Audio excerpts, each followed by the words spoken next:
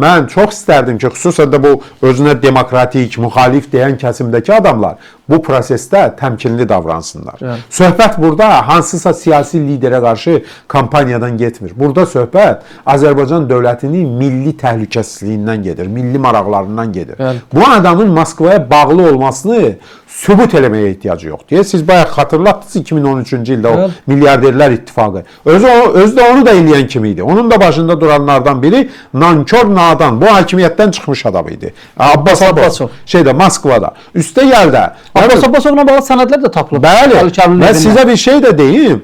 Bilirsiniz nətər?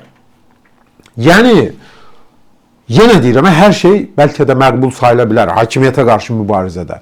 Amma öz dövlətinə qarşı sən necə bu cür addımlar ata bilirsən? Ondan savayı bu saat baxıram ki, neçə gündür təbliğat aparılır ki, İlham Əliyev öz siyasi rəqibinə qarşı güya kampaniya aparır, onu həbs etdi. Hələ kimdir İlham Əliyev? Birincisi, siyasi sizin rəqib olan. sözünüzün qüvvəsi bugün İlham Əliyevə Azərbaycanda və ondan kənarda siyasi rəqib ola biləcək adam yoxdur. Varsa göstərsinlər. Gəlsin, çıxsın. Yeri gəlmişkən xatırlatmaq istəyirəm. 2013-cü ildə bəzi dostlarımız mənimlə danışıqlar aparırdılar ki, bəs hakimiyyət dəyişikliyi olacaq, sən də fəal adamsan, gəl bizim tərəfimizdə. 2013-də. 2013-də. İndi Hətta sizə də görün maraqlı bir şey deyəcəm. Maraqlıdır, Azər bəy, bunları danışın. Deməli, Adam şey bilsin. mən də adamlara belə təmkinlə bilsiz nə dedim? Evet. Dedim ki, mənim liderim İlham Əliyevdir.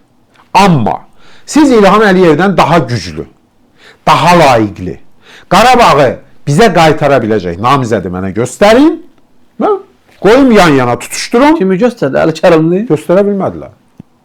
Yox idi o namizəd. 2013-də kimi çıxartdılar? Cəmil Həsənli çıxartdılar. Ondan var Rüstəm İbrahimbəyoğlu. Tarixçidir, Cəmil siyasetçi Bax, deyil. Turabi, Rüstəm İbrahimbəyoğlu idi. Dedim bu adam kimdir ümumiyyətlə? Bu Azərbaycan dilində düzəməli danışa bilmir. Ümumiyyətlə Azərbaycana dəxli yoxdur. Azərbaycanlı olanda nə olur? Yəni təfəkkürü başqa şeydir. Doğru. Ondan sonra da gəldilər Cəmil Həsənlini. Dedim ha kişi, Cəmil Həsənli, siz də mənə bağışlayın bu ifadəmə görə, İlham Əliyevin istifadə edib atdığı birisidir. Onu sən İlham Əliyevin qabağına çıxarırsan.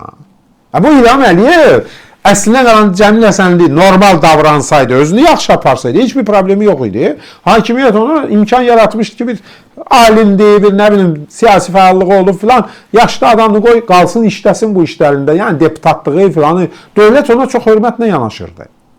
Amma bu adam gəldi, xam xəyallara düşdü və yeri gəlmişkən, ondan sonra mən bir yazı yazmışdım. İndi Gültəkin Hacıbəylini də xatırlatdınız. Bu üç adam haqqında bir yazım var mənim. Ki, mən sizi orada görmək istəmirəm. Rüstəm İbrahimbəyoğlu haqqında yazmışdım ki, siz yaxşı bir senaristsiniz.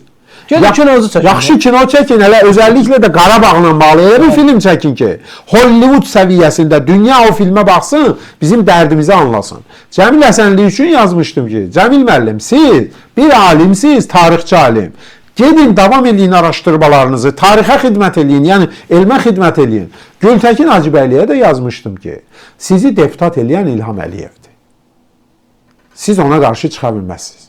İlham Əliyev sizə yaşıl işığı yandırıb, o şəraiti yaradıb. Sizə Azərbaycan Partiyasından deputat seçilmişdir. Bəli, yəni o şərait, üstə gəl də Gültəkin Hacıbəyli Avropa Şurasına gedirdi, Parlament Assambleyasına. Yəni, dili dilçəyi də vardı, bacarığı da vardı. Gəldi birdən-birə getdi Əli Kərimliyə qoşuldu. İndi də qoşulmanın səbəbi indi aydın olur ki, sən demə Ramiz Mehdiyev bunu aparıb ora qoşub. Ramiz Envaroviç. Və indi bəlli olur ki, bunun da deməli parlamasının səbəbkarı Ramiz Mehdiyevdir. Prezidentə kim təqdim edir? Ramiz Mehdiyev də. Ramiz Mehdiyev o vəzifəni ona görüb o vaxtı. Parlamentdə otur, deputat ol, parla. Sonra da onu oradan ayırıb ki, get Əli Kərimlinin yanına. Deməli Ramiz Mehdiyev belə fürsət axtarılmış, hakimiyyəti devirməyə. Oyun qrup. Öz adamlarını gətirmiş.